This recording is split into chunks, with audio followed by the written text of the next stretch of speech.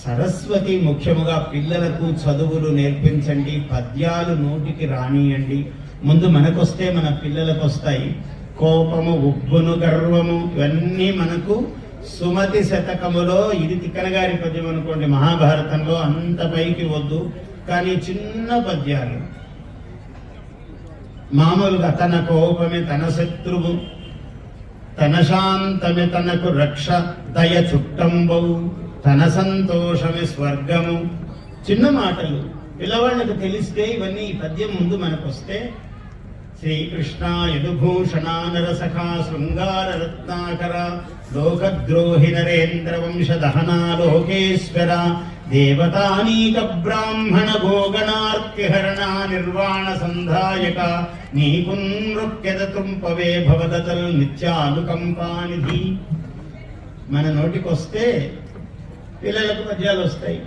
మనకు రావు. మనమే సినిమా పాటలు విని విని విని ఈ రంగు చీర ఈ హీరోయిన్ ఎన్నిసార్లు కట్టింది ఈ సినిమాలో, ఇది ఒక బ్రహ్మ విద్య, ఇది తెలియకపోతే నీ జీవితానికి లోపము. ఏదో ఈ గాజులు ఎన్నిసార్లు వేసిందనంటే అక్కడన్నా కొంత అర్థం ఉంది. ఆ బంగారు గాజులు వాటి వైపు చూసి కొంచెం ఏదో పుణ్యము పురుషార్థము. ఆ చీర ఎన్నిసార్లు కట్టింది అనేది ఏమి వైభవం ఉంది చూడడానికి. అందుకనే అందులో ఆమె చీరే కట్టాలి. మనం చీర కట్టింది ఎన్నిసార్లు అంటే నీకంత అసలు ఎప్పటికి అర్థమయ్యేటట్లది. అందువల్ల ఇట్లాంటి లౌకికమైన విషయాలకు మన శక్తిని వినియోగించకుండా పిల్లలకు కూడా నేర్పాలి. మన సుమతి శతకము, మన దాశరథి శతకము, పోతన భాగవతంలో కొన్ని పద్యాలు. ఎందుకు నాగభూషణ శర్మ గారు అంటే గొప్ప, అందరూ చూడాలి రావాలని ఎందుకు అనుకుంటున్నారు? జీవితం అంతా పద్యాలే,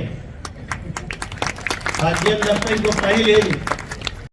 Please subscribe to our YouTube channel. Like and share this video.